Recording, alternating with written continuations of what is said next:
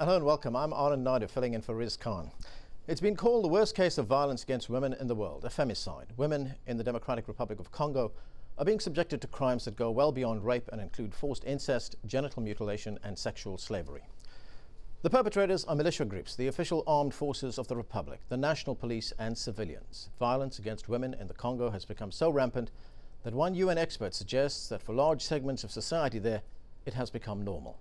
On today's show, we talk to one activist who's just returned from the Congo and find out what, if anything, is being done to rebuild the lives of these women. Don't forget, we take your questions on this program via phone and mobile text. The numbers are there at the bottom of your screen. Joining me now from New York is the author of The Vagina Monologues, Eve Ensler. Ms. Ensler is also founder of V-Day, a global movement that works to end violence against women everywhere. Thanks for being with us. Happy to be here. Eve, you have been to the Democratic Republic of Congo. What you saw there, what you heard there, you've described as hell. You visited a hospital in Bukavu, which is in the town on the eastern side of the Congo. Tell us what you saw there. Well, I spent most of May there, particularly in Bukavu at the Panzi Hospital with an extraordinary man named Dr. Denis Mukwege, who is doing unbelievable work in the midst of terrible atrocities. And really, at this particular hospital, it has essentially become a village of raped and mutilated and tortured women who are trying to recover and survive and find some place to go. I have been to a lot of countries, as you know, with V-Day, whether it's Haiti or Afghanistan or Bosnia during the wars, and I have seen nothing like what is going on in the DRC. The kind of tortures, the kind of mutilations, the kind of rapes, the massive raping, the raping of girls under 9, with sticks, with guns, gang rapes, what is left in terms of women's souls and their bodies afterwards, it is really hard to even articulate and talk about. And I think what's most disturbing is that it's going on now as we speak, and there is no, it just is no justice whatsoever. Perpetrators are not being brought and held accountable for their crimes, and the crimes are escalating all the time because they've been normalized. And how did it all start? Tell us about your initial connection to this tragedy that's taking place down there.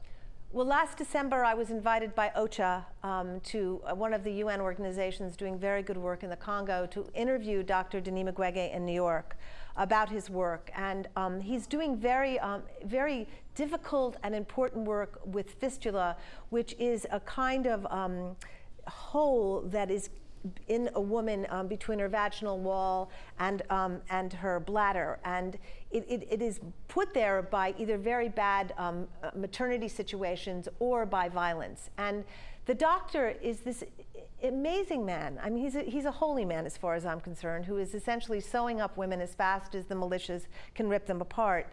And he developed a process and a method and a surgery for fistula, which he was doing initially in the bush in a maternity healthcare center. And then he discovered suddenly that all these women were beginning to arrive who had suffered enormous and terrible sexual assaults.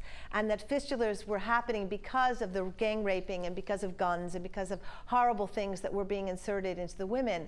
And he eventually came to Bukavu and opened up this section of the Panzi Hospital, which was meant to serve women who were sexually abused.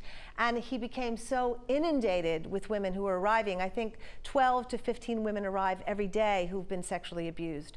That I don't really even know how he's still standing, to be honest, in the face of everything he's witnessed and in the amount of work that he's having to do to keep up with the terrible atrocities being committed. So, in effect, what you were seeing there was, I mean, as we pointed out at the outset of this program, that many of these atrocities were being perpetrated by militias. And did you find that militias are now systematically using rape and mutilation of women as a weapon of war? Absolutely. And I think there's a myriad of militias. I mean, in the article I say, who's raping the women? I think the question would be, who isn't? I mean, there's the Interahamwe from Rwanda who are there raping women. They have the Congolese army who are there raping women. You have normal civilians who are raping women. You had UN peacekeepers at one time who were raping women. It's, as a woman said to me there, it's become a country sport. And I think what's very terrifying is to see a place on the planet where the desecration of women's bodies, where torture towards women, mutilation towards women, massive raping towards women has become normal, has become expected, has become something that people don't even feel alarmed by anymore within the country. And I think it's very dangerous for the rest of the world. I think when this kind of torture and this kind of cruelty is allowed to happen to women anywhere, we certainly learned this from Afghanistan, it impacts the rest of the world eventually in a very, very severe way. You know, I was reading about your experiences in an article that you wrote for Glamour magazine, and you recount the experience there of a woman you met called Nadine. I was wondering if you could tell us that story. Yes, and I will tell you something. In the article, I've really, made the story much smaller and much more manageable. When she told me the story, I have to tell you, for 2 days, I was unable to actually speak.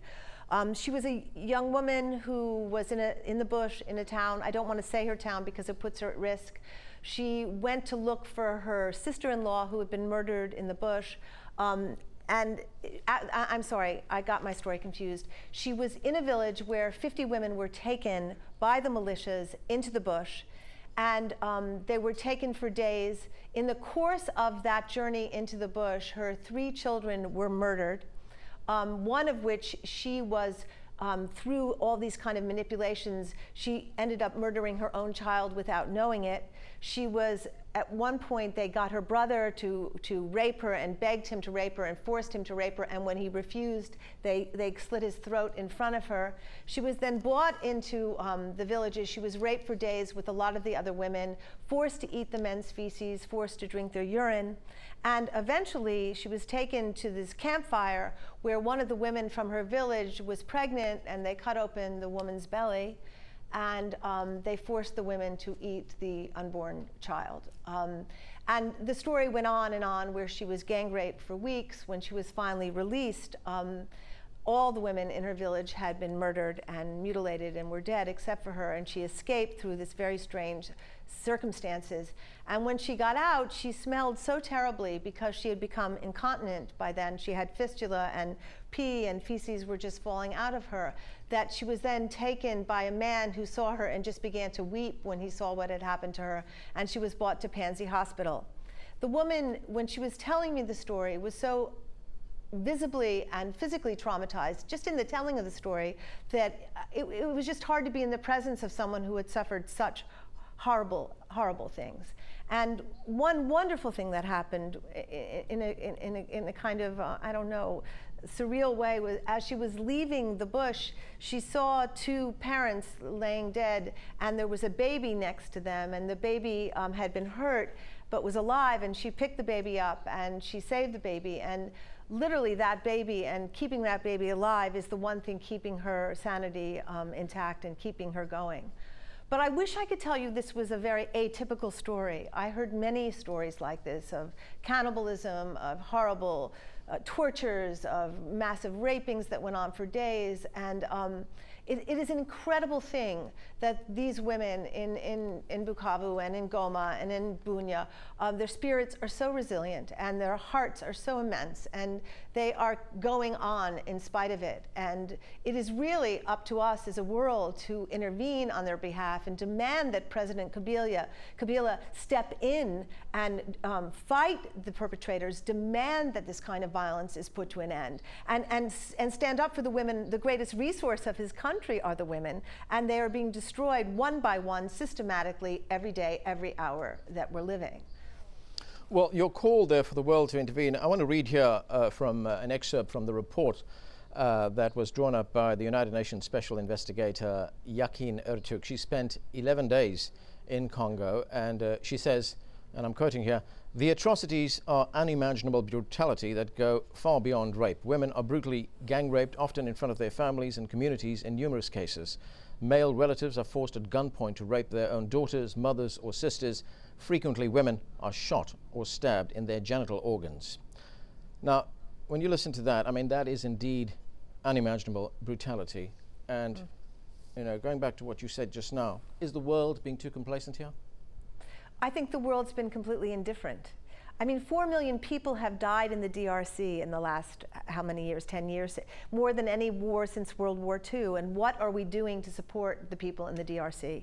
I think that if we do not intervene and support women in the Congo and show the women of Congo that we have not forgotten them, that they matter to us, that we are a world, we are one huge world where what happens to a woman in Bukavu impacts me profoundly, then we are really responsible. And I think we're very excited at V-Day because we are launching a campaign with UNICEF and with the UN Action to Stop Rape. It's going to be a worldwide campaign which will operate nationally and internationally to demand that we stop raping our greatest resource and we power the women of girls of Congo. And we're asking the world to really join with us in this campaign, to show up for us, to say that we as a world will write letters to President Kabila demanding that there is justice. We will send money to the grassroots groups that are working tirelessly on the ground in all kinds of amazing ways in the face of, you know, very limited resources and terrible atrocities on a daily basis. And we will provide funds for those people. We will provide support, and we will rectify the past. I mean, the history of genocide, the story of genocide, the history of colonialism moves through what is happening today in the DRC. And if we do not intervene now, boys who grow up watching their mothers be raped will be perpetrators in the future because they will have no options or choices. And it's really essentially we stop now, or I don't know what will happen to the women in the future in the Eastern Congo. I don't know what their future will be. Well, we've been getting some emails on this particular subject. We have one here from Diane in Maryland, here in the United States. And her question is, many men come to the aid of women who've been abused. What characteristics distinguish these men from others? It's a very good question. I want to just talk a little bit about Dr. Mukwege because I was very moved and I was actually very transformed by meeting him.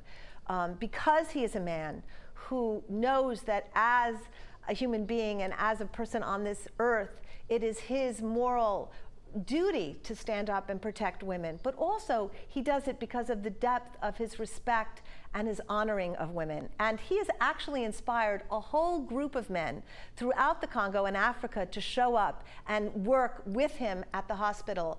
And I think it has to do with what men do with grief and sorrow and shame and humiliation. Either they transform it into serving women and dedicating their lives to protecting women and honoring women, or they go the opposite direction where they brutalize and hurt and demonize and destroy women. And I have not yet figured out why one man moves in one direction and why another moves in the other. That's still a mystery to me. You know, in relating your experiences about what you saw and heard at the hospital there, Pansy, in Bukavu, you also say that there were many, many children on the grounds of the hospital. Were these the children of the women who'd been raped? No, sadly not. Many children there had been raped themselves. Girls as young as 6 years old, 9 years old, 7 years old. I actually was speaking with an advocate the other day on the telephone who was the day before had held a 10-month-old baby in her lap who had died from being raped and invaded, 10-month-old baby. Many girls there, and there's a story of one girl that I want to tell here. I'll call her Noella, but she was this beautiful girl, 9 years old. The militias came into her house. They took her mother in one direction, her father in another, and her in a third. And she was held for 2 weeks by the militias at 9 years old, and she was raped over and over by gangs of men. Terrible things were shoved inside her, and she finally got free.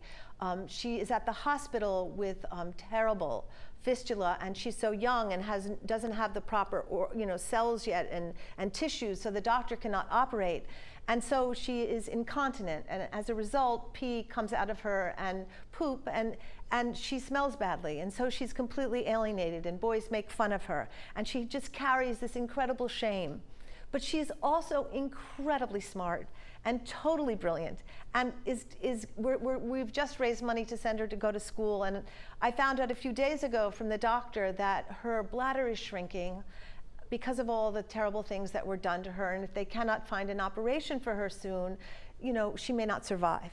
This is a story of thousands of girls in the Congo. Thousands. We're talking about thousands of young girls have been raped and mutilated in the Congo. And this is beyond the human imagination. And it is really, again, our responsibility to say that we cannot treat children and girl children like this anywhere in the world. You know, what you're describing there is a great deal of pain, a great deal of misery. In fact, you know, those may be just euphemisms. As you say, it's beyond imagination. But in all that, did you find any hope at all? Oh, I did. I did. As a matter of fact, I wanted to say that Dr. Mukwege is this huge spirit. And every morning they have church at the hospital, and the women sing. And what was fantastic is the last day I was there, we did this kind of trauma work where women were just releasing sounds and screaming out their rapist names and letting go of their anger and letting go of their outrage. And then the doctor challenged them all to do a dance because there were many different tribes of women at the hospital. He challenged each group to do a tribal dance in kind of a competition. And the women started to dance. And it was a hot day, and they were literally in the sun. Those women danced for 2 hours without stopping. They danced us up a mountain. And in that moment, and in many moments, I saw the brilliance of these women, the resiliency of these women, the desire of these women to reverse the situation of their country. They are literally carrying the Congo on their backs. You know, some of them carry up to 200 pounds. They are carrying their country, and with a few resources and a little support, these women could become the next leaders of the Congo. Because often we see when we take terrible pain and women who've been through horrible events and they turn it around, they become the fiercest, most powerful leaders in any community. So we're hoping to build a center called the City of Joy, which will support these women, educate these women, and help them become the next leaders. That's where we have to leave it, I'm afraid. Thank you for joining us, and good luck with your organization, V-Day. Thank you. Now, looking ahead to tomorrow's show, we look at a new kind of female role model, mathematicians. You may remember her as Winnie from the Wonder Years television show, but now Danica McKellar is all grown up and talking numbers, fractions, proofs, and how to make math fun, especially for girls. Don't forget, if you have any thoughts about pressing issues around the world, send us your email. Send them to riz@aljazeera.net. See you next time. Street Talk is next.